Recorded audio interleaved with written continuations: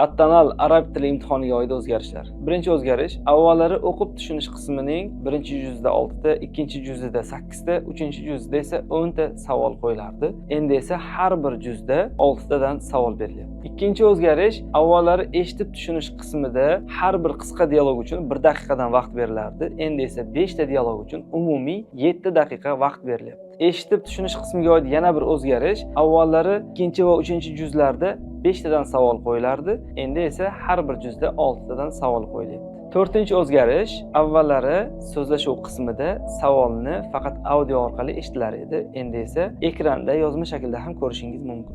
So'zlashuv qismiga oid yana bir o'zgarish, endi savollar darajasi biroz osonlashdi va diniy mavzulardagi savollar endi qo'yilmaydi. Yozish qismiga oid o'zgarishga keladigan bo'lsak, avvallari 2 ta insho yozish talab etilgan edi. Endi esa 3 ta insho yozish talab etilmoqda.